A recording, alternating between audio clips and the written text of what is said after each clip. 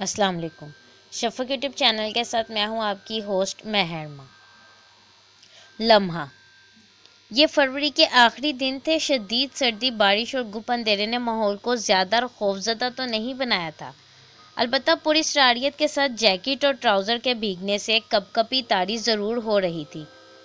میں اس وقت کو کوس نہیں رہا تھا جب واک کے لیے پارک میں داخل ہوا۔ چھتری نہ اٹھانے کو غیر ضروری خیال کرنے پر افسردہ اور برگشتہ ہونے کا اب کوئی فائدہ نہیں تھا۔ زندگی میں کبھی کبھی تھوڑا بہت ایڈونچر ہو تو کوئی مذائقہ نہیں، بشرط یہ کہ جان لیوا نہ ہو۔ تفصیل اس کی یوں ہے کہ 1.25 کلومیٹر ٹریک کے دوسرے راؤنڈ کے وسط میں بارش شروع ہونے لگی، پہلے ہلکی پھر ذرا تیز، جس سے ٹریک کیچڑ بن گیا۔ قریب ہی اوپن شیلٹر میں بینچ لگے ہیں، وہاں سیر اور جشن بہاراں کے نظارے کے لیے آئے 1.5 درجن کے قریب لوگ 3-4 جوڑوں سمیت دبکے اور چھپکے بیٹھے تھے۔ بارش رکنے کا انتظار کیا، مگر کب تک بارش تھوڑی سی ہلکی ہوئی تو پختہ ٹریک پر چل پڑا۔ بارش پھر تیز ہو گئی۔ کار پارکنگ تک پہنچنے میں 15 منٹ لگنے تھے۔ 5 منٹ چلنے کے بعد گاڑی کی لائٹس نظر آئیں۔ قریب جا کر دیکھا پارک میں چلنے والی سفاری وین کھڑی تھی۔ اوپن شیلٹر کی طرح اس کی بھی صرف چھت ہی تھی، سیٹیں بھیگی ہوئی تھیں۔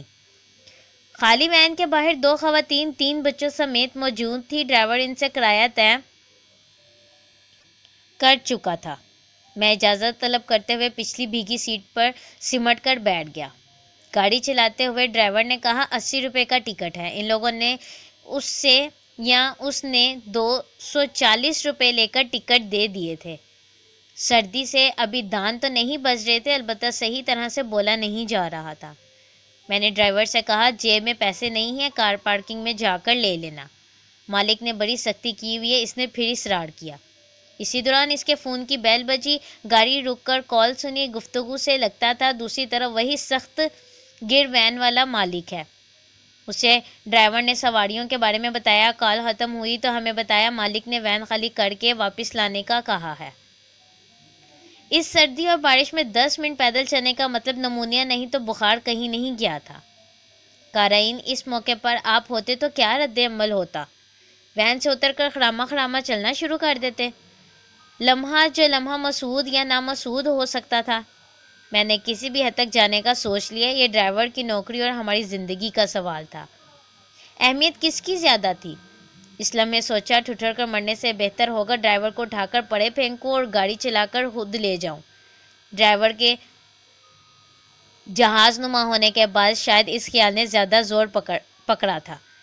ڈرائیور بھی بہرحال سخت طبیعت کے مالک کا ملازم ہونے کے باوجود انسان تھا۔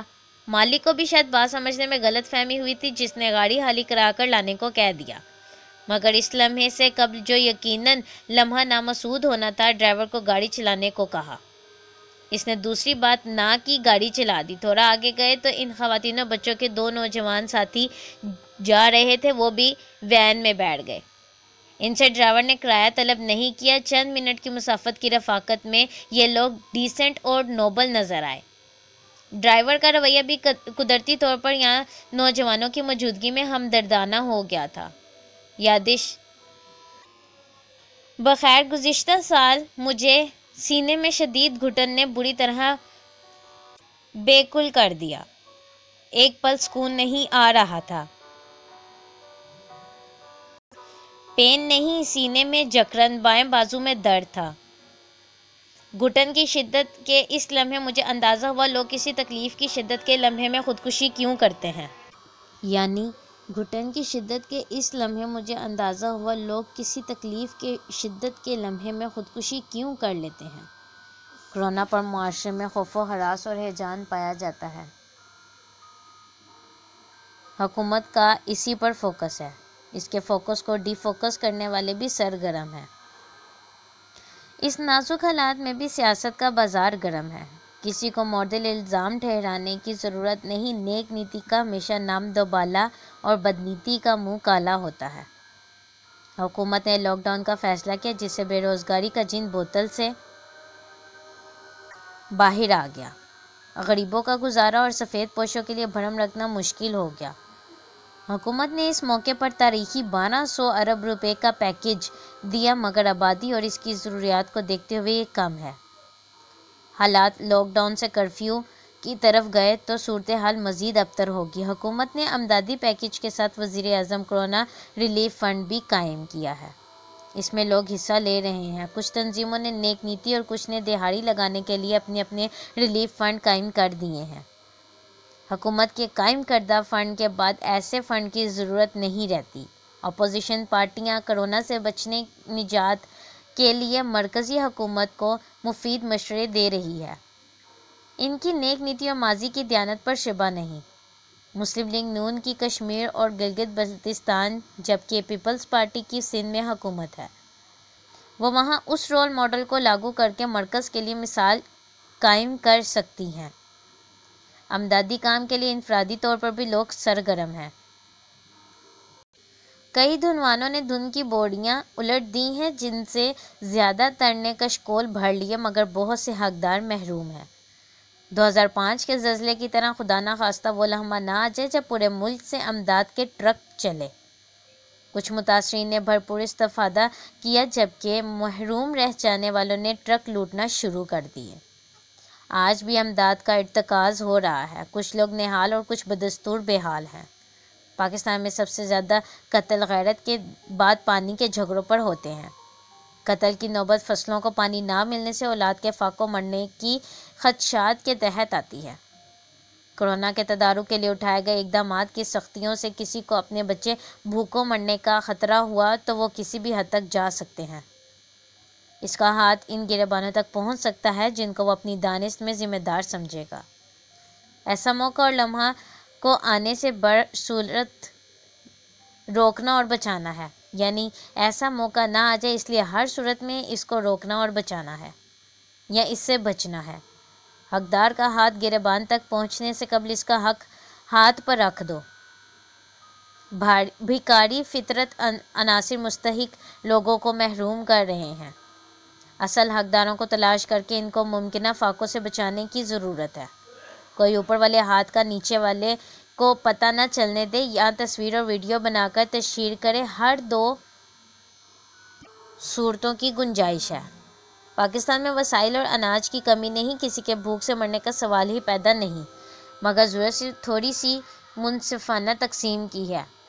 عوامی نمائندگان بھی اپنا کردار ادا کریں۔ جن کی کھربوں کی جائیدادیں ہیں وہ حالات کے جبر کے پاٹوں میں پسنے والوں کی مدد کر کے نیکی کمائیں، اجر پائیں اور اپنی جان بھی بچائیں۔ کرپٹ مافیا نے کھربوں ڈالر کی جائیدادیں بنائیں، ان کا ضمیر جاگنے کی امید عبث ہے۔ ان کے اندر ضمیر اور انسانیت نام کی رمق یا کوئی چیز ہوتی تو وہ کرپشن کرتے ہی کیوں؟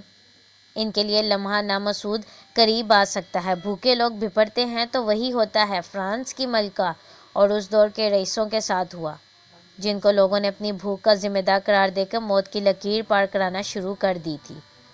پھانسی گھاٹ اور جلات کم پڑ گئے تو گلوٹین مشین ایجاد کی گئی۔ اوپر اور نیچے والے ہاتھوں کی بقا ایک خاندان بننے میں ہے۔ اس جہاز کے مسافروں کی طرح جب افریقہ کے جنگل میں مسافر جہاز کو چاروں انجن بند ہونے پر کریش لینڈنگ کرنا پڑی۔ خوش قسمتی سے جہاز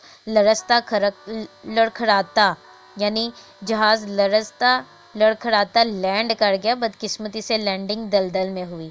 کنارہ دور نہیں تھا۔ جہاز کے مکمل غرق ہونے تک بہت سے مسافر باہر نکلنے میں کامیاب ہو گئے، اور یہ کہ ایک خاندان کی مانند ایک دوسرے کی بقا کے لیے فکر مند تھے۔ کئی روز کی مسافت کے بعد ہر حال میں گھروں کو پہنچ گئے۔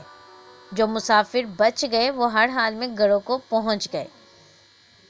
اس سے بھی زیادہ ہولناک حادثہ جنوبی امریکہ کے 45 مسافروں کے جہاز کو 13 نومبر 1972 کو پیش ہے، جب جہاز برفانی پہاڑوں سے ٹکرا کر گر پڑا، جس میں 16 مسافر ہلاک ہو گئے۔